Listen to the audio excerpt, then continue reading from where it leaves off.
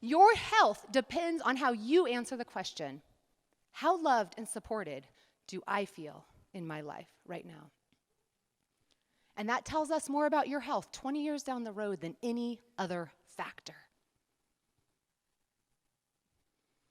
The truth of the matter is, we have to start changing the systems. We have to start changing the structures. And one of the most important systems and structures that we can start to change is in the workplace. Because the workplace is where we spend the bulk of our time.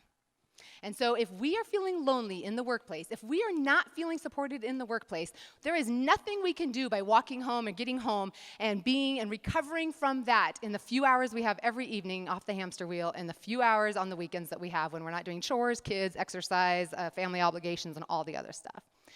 The workplace is where we have to solve this.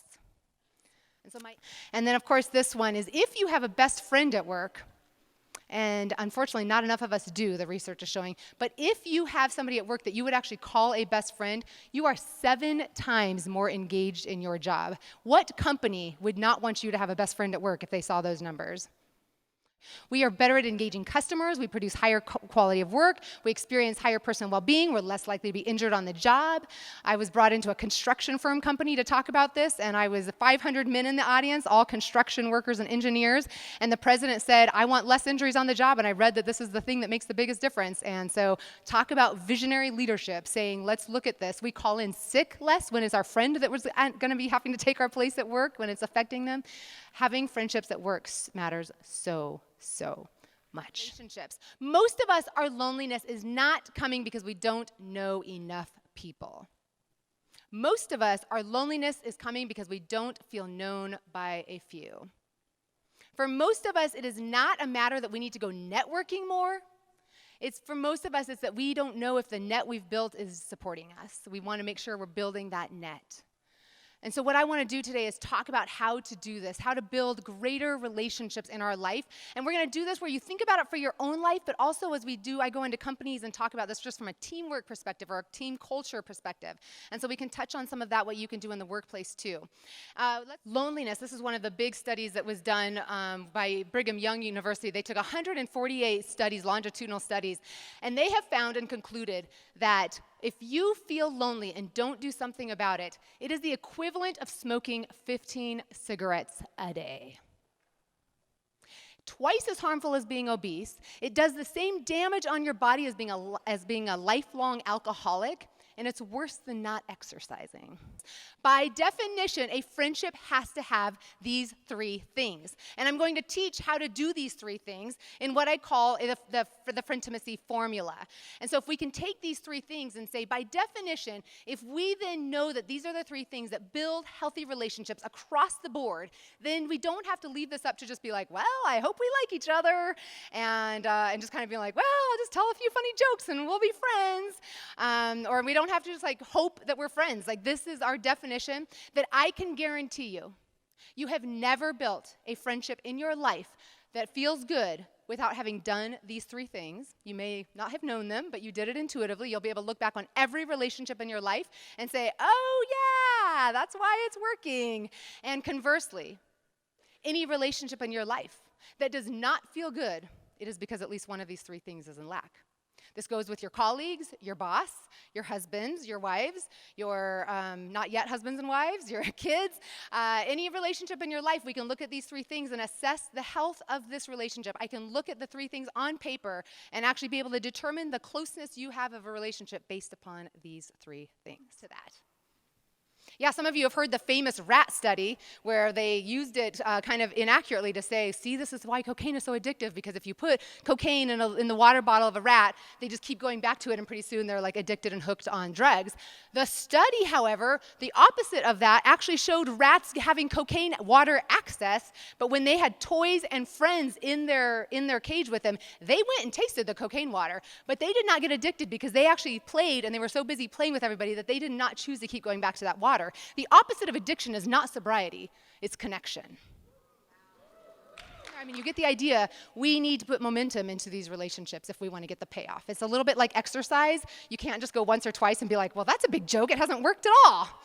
You have to go consistently, and you don't really get the payoff until you've logged a lot of hours, right? It's not like, this is so much fun. You get the effect after you've logged many of the hours. The consistency one is important because the goal of consistency is building trust. This is where the safety comes in. Remember, the definition of all healthy friendships are any relationship between any two people where we both feel seen in a safe and satisfying way. This is where the safety happens, because it's only as we have consistent time together that we can start predicting how you're going to behave, and that's what creates safety. To our third requirement of all healthy relationships, because if you just have the first two, if you just have positivity and consistency, it feels good and you see them frequently, that's called a social group. This is how we've socialized most men to do friendships. Unfortunately, truly, we have a huge loneliness epidemic. I love speaking to men's audiences. The need is so, so huge because we have not taught, modeled, encouraged, or given permission to do vulnerability for our men. And for women, we haven't necessarily done this super well always. And I know that is not the message you want to hear, but most of us are lonely because we just keep wanting somebody to ring our doorbell and announce themselves as our best friend, and we just love each other already. And yet, wouldn't that be kind of creepy if that did happen? Yeah, it happened. And so the rule of thumb is that as your consistency goes up, so should your vulnerability match it. So be mindful that your vulnerability is never, some of you are at risk of skyrocketing the vulnerability and thinking that's going to help you feel closer sooner. And you might feel closer sooner, but the other person might feel dragged to death and be kind of pulling away because they don't want to get pulled back in, so be mindful of that. And some of us, we might be knowing people over and over and over, and we need to start showing up more and actually letting ourselves be revealed to match the level of relationship we have built with people. And I teach these extensively and have a lot of videos on YouTube on each one of these specifically. If you want to talk about vulnerability deeper or consistency, I do a lot of stuff, and so a lot of that's available. But I just wanted to highlight for you how it worked. So in your head, you could be mindful and recognize that only a few relationships are going to make it to the top, right? You can't be that consistent and that vulnerable with that many people. Like, we know people. We have friends. But we wonder if we feel really known. Like, are they there? Do they see me? And he said, I wish I could just do friendship like women, where one of these guys would just say, come on, dude, I'm going to take you out. Let's just go sit in a restaurant and order a meal and talk. He's like, men don't do that, do we? And I was like, you could. He's like, but we don't. And I was like, but you could. I was like, in other countries, they do. This is not a male-female issue. Friendship is not a gender issue. Friendship is a human issue. And in other countries, men actually do these three requirements better than women. In our country, and in some other Western countries, we have done a huge disservice to our boys and to our men in not expecting this to be the normal part of their lives, and we need to be changing that. We absolutely do.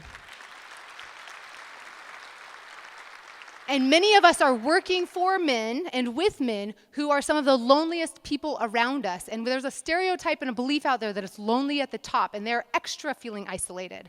We can do such a ministry in our spaces and in our spaces and our circles, in our homes, in our companies, in our offices, helping make sure that the men and women around us, that we can create events and thoughtfulness and intention around how we can increase positivity, consistency, and vulnerability. I want none of us to say, I don't know if I have friends. I said to him, my guess is that you do. My guess is that you just don't have practice yet talking about these things, but my guess is that your friends would totally show up in this space for you. And it might take a little practice, and it might feel a little awkward, but you have to do it. You have to say, can I take you out for lunch? I've got some things I want. I need your support. And you have to do it. And my invitation to you is the same. It is going to feel a little awkward. You can't just keep doing the same thing you've been doing, which is familiar and comfortable, and expect different results. You can't stay in your comfort zone and get connected. You can't just keep saying, I'm too tired, and expect your life to start building more intimacy in it. We have to change what we're doing. We have to show up differently. And I need you in those workplaces and in your homes to help teach this. I need you being an advocate for this. I need you influencing this. Ladies and gentlemen, will you join me in the movement to help end loneliness wherever you are, in whatever circles you are in? I ask that of you today.